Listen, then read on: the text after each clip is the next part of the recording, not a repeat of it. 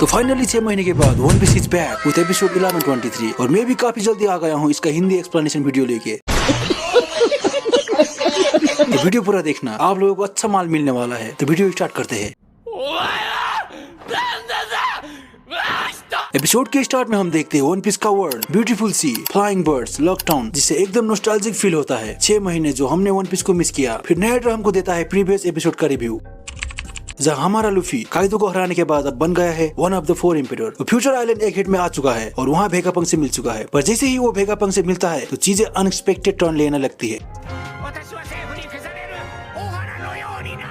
World government भेगापंक के assassination के लिए CP0 को एक हेड में भेज चुका है। भेगापंक और लूफी ने अलायंस बना लिया है, जिससे भेगापंक का प्रोटेक्शन अब योंग को लूफी कर रहा है और भेगापंक का सैटेलाइट योक ने भेगापंक को बिट्रे कर दिया है।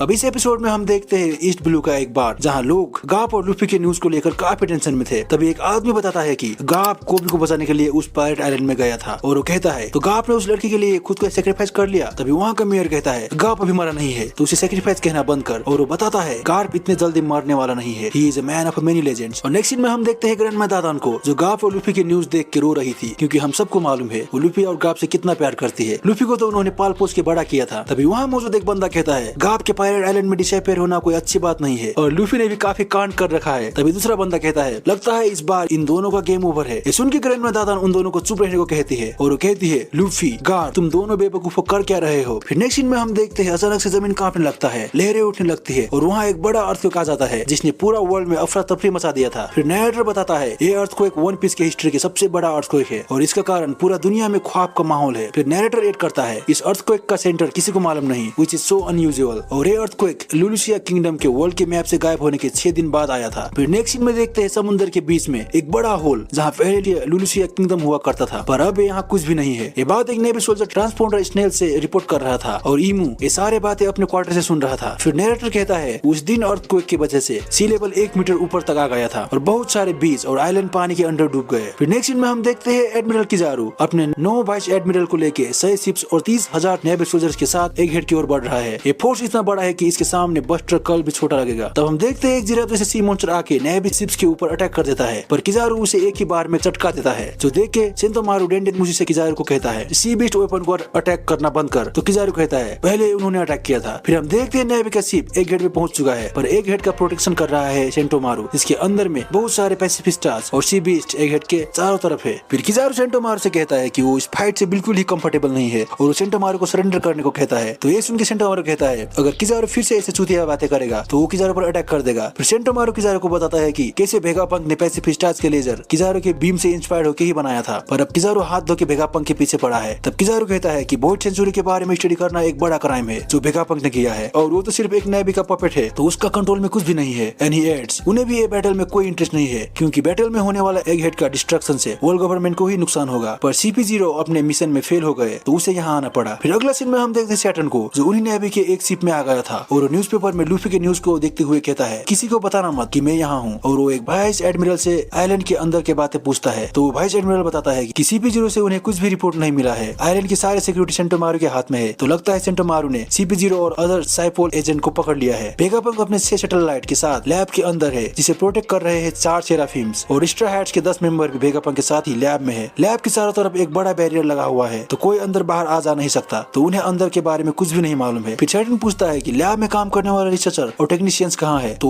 वाइस एडमिरल बताता है कि उन्होंने कल ही इवैक्यूएट कर लिया है, पर उनका शिप का लोकेशन ट्रैक हो गया है। तो ये सुन के समर कहता है उनका शिप्स को डुबा दो, उन्हें वॉइड सेंचुरी के बारे में कुछ ज्यादा ही मालूम हो गया होगा। फिर वाइस एडमिरल कहता है एक बात और मिस्टर सैटर्न, एक हेड में बोनी भी दिखी थी, तो उसको क्या करे। तो सैटर्न कहता है वो पुमा की बेटी, उसे छोड़ दो, वो भी बच्ची है। फिर नेक्स्ट सीन में हम देखते हैं एक हेड से कोई बंदा मेरी जो इसमें कल करने को ट्राई कर रहा है और ये चीज किजारू के एक नेवी ऑफिसर ट्रेस कर लेता है। तब हमें पता चलता है कि योक एक हेड से 5 एल्डर्स को कांटेक्ट कर रही है और वो कल में गोरोसो से पूछती है कि वो लोग योक को भी मारने को ट्राई क्यों कर रहे हैं, जबकि योक ने ही गोरोसेस को स्टेला के बिट्रेल के बारे में बताया था। तो गोरोसे कहता है कि तू भी भेगापंक ही है, तूने भी वॉइड सेंचुरी के बारे में जानने का ट्राई किया होगा। तो योक बताती है कि उसे वॉइड सेंचुरी में कोई भी इंटरेस्ट नहीं है, अगर होता तो वो गोरोसे से कभी कांटेक्ट नहीं करती। फिर एक गोरोसे योक से आइलैंड के अंदर का इन्फॉर्मेशन पूछने लगता है, तो योक बताती है कि सारे लोग मारे गए, सिर्फ वो ही जिंदा है और उसके पास सारे एग हेड और सेराफिम का कंट्रोल है। ये सुन के सारे गोरोसे योक का बात सुनने लगते हैं। तो योक उनसे कहती है योक और लैब को कोई नुकसान ना करे, योक को एक सेलेस्टियल ड्रैगन बना दिया जाए तब वो वर्ल्ड गवर्नमेंट को एक हेड में एंट्री करने देगी और उनको बताती है कि मदर फिल्म बनाने का प्लान का एक्सेस भी एक हेड में ही है। तो गोरो से उसका सारे शर्त मानने को रेडी हो जाते हैं और ये सारे बात किजारो सुन रहा था। फिर हम देखते हैं योग अचानक से रोने लगती है। सुन के सारे गोरो से शौक हो जाते हैं और पूछने लगते हैं कि हुआ क्या। तो योग कहती है 5 बिल्डर्स मुझे बचा लो वरना मुगिवारा लूफी मुझे मार डालेगा। और हम देखते हैं कि लूफी जिंदा है और योग के पास आ चुका है और ये एपिसोड ही खत्म हो जाता है। ऐसा मैं कहता अगर पोस्ट